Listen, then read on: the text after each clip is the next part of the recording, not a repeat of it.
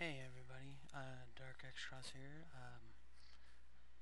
Just making a test video to show you how to map if you don't know how to map. And if you want to see how to map, I'll go over the basics of mapping in this tutorial. And if you like it, comment and rate. If you don't, then don't bother watching it. Alright, here we go. You go to a mid, and you go to World Editor, and you'll see the whole screen's green. This is a new screen just to show you guys how to map. I placed a grass tile down already. Let me go over the basics. I'll start over here first. These are quick shortcuts to your map tiles. You got the plains, you got mines, mountains, battle positions, curtains and stuff, forts, water edges, caves, stuff like that. For this, we'll use the basics. Up here, you have the 4 different layers. You have layer 1, that's for ground tiles, pathing tiles, stuff like that. You have layer 2, that's for like trees, rocks, stuff that block you. You have layer 3, that's for stuff you walk behind, like tops of trees, tops of houses, stuff like that. You have the S level. S level is a little tricky to understand. It's meant to be shadow level, but you can use it for all kinds of things. I'll show you little tricks and treats about shadow levels later on in the tutorials. We'll start with the basics, level 1. We'll go with the grass tile. Okay, over here on the side you'll see 3 little buttons. The first one's a pencil. This is basics, just 1 tile at a time. Okay, then you have this one at the end. I call this the cross tile. It drops the tiles in a cross formation. You can hold the button down and like layer stuff and whatever. If you want to do it quick, you use the middle one. It's a paint can. When you click on the screen, it'll just fill the whole screen up with whatever tile you picked and with whatever level you want. This is a quick little thing I'm going to show you. We got the grass tile down, right? Now we're going to switch over and grab a tree. First we're going to grab the bottom of the tree. I'll show you what it looks like on level 1.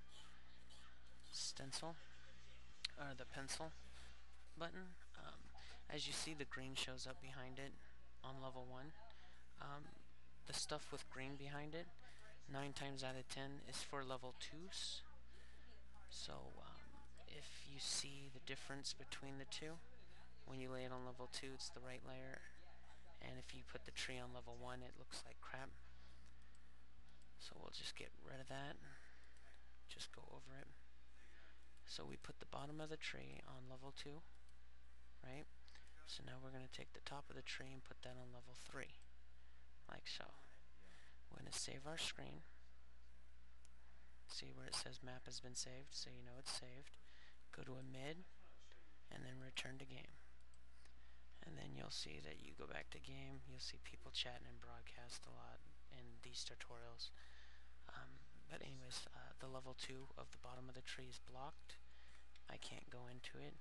But the top level is level 3, so I can go underneath it. So now it looks more 3D. See how that works? I know it's pretty stupid, but a lot of people don't know how to do some of this stuff, so some other stuff we'll show you. We'll go back to World Editor.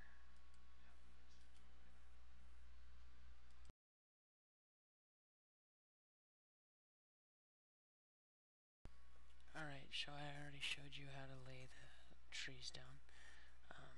Now I'm going to show you a quick little other goody thing for mids. This box right here, this box is the quick tiles, quicks, like large items and stuff like that, that we use. I'm going to use the Med Classic House to show you a quick house. You place it down there, it already sets it up.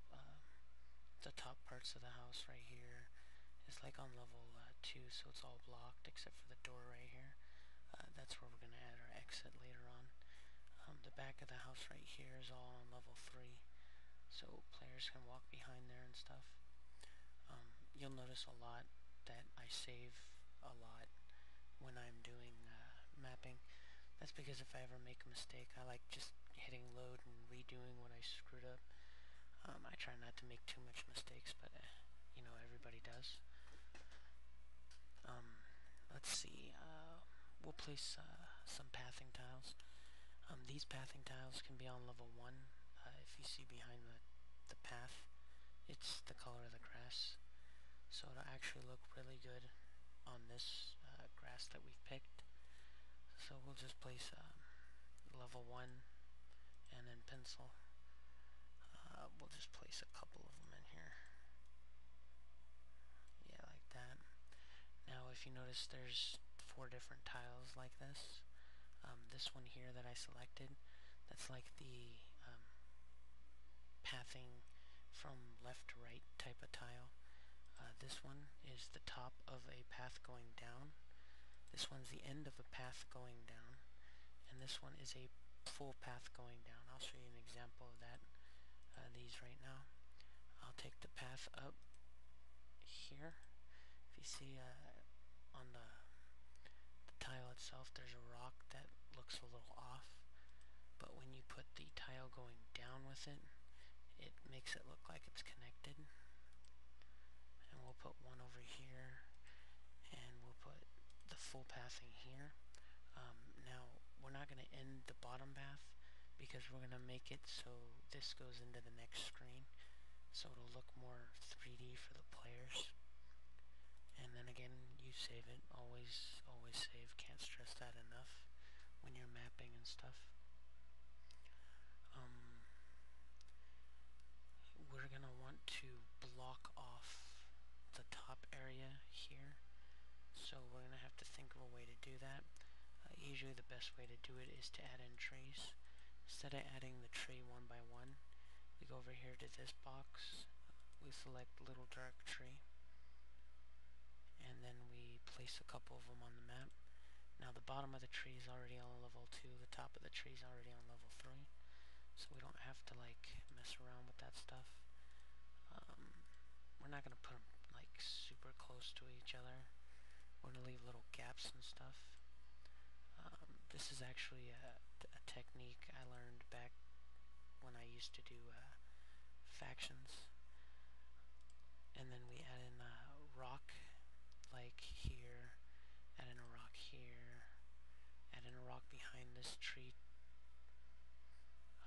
add in a rock right here, and then we just blocked off the whole top of the map. When players come onto the screen, they won't be able to get through. We'll save that. Okay. And then let me show you what it looks like right now.